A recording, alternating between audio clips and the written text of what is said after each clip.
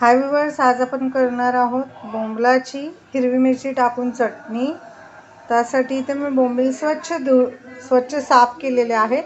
मग पाण्यामध्ये 5 मिनिटे भिजत ठेवलेले आहेत। मग 2-3 पाण्याने धुवून घेतलेले आहेत।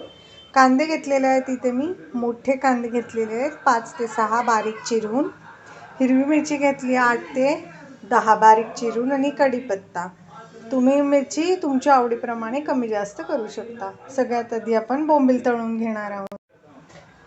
हे पहा, इथे कढईमध्ये मी 2 चमचे तेल घेतलेलं आहे। आता आपण बोंबील तळून घ्यायचे आहेत धुतलेले।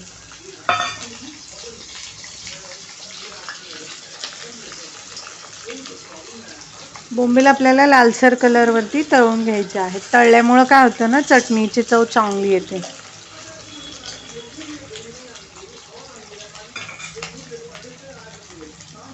पहा, लालसर कलरवरती आता आपण बोंबील फ्राय करून घेतलेले आहे। आता ते आपण काढून घ्यायचे आहे।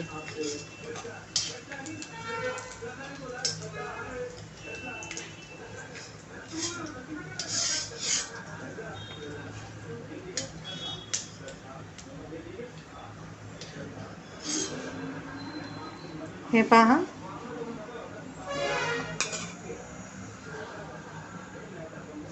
पहा, अशा कलरवरती आपल्याला बोंबील तळून घ्यायचे आहे।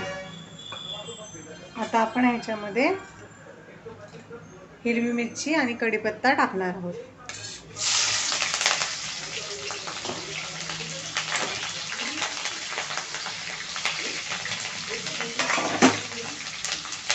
त्यानंतर आपण कांदा ॲड करायचा आहे। मिरचीला जास्त करपू द्यायचं नाही आहे, हिरवी मिरचीला।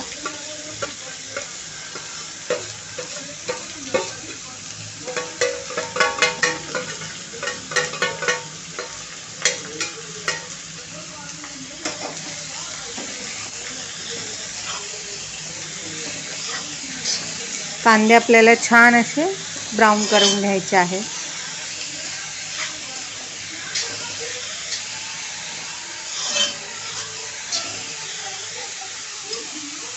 आता ब्राऊन कलरचा झालेला आहे आपला कांदा। या कलरपर्यंत आपल्याला ब्राऊन करायचे आहेत कांदे, गोल्डन ब्राऊन। आता आपले कांदे ब्राऊन झालेले, तर आता आपण ह्याच्यामध्ये हळदी पावडर टाकायची आहे।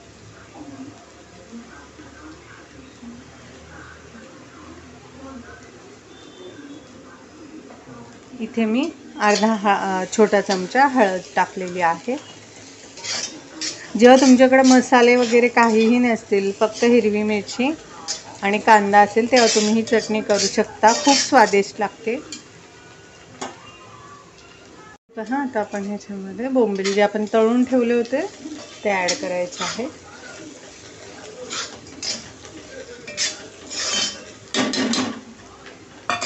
आता आपण ह्याच्यात पाणी ॲड करणार आहे।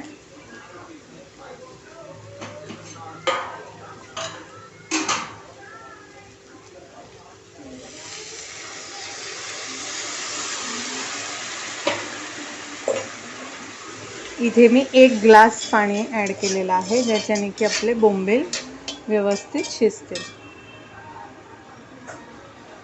आता आपण चवीनुसार मीठ टाकूया।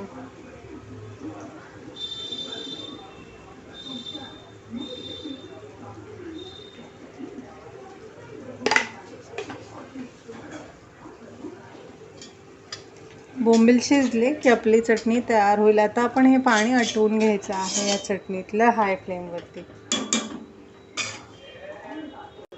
हे पहा, चटणीतलं आता आपलं पाणी पूर्णपणे आटलेलं आहे।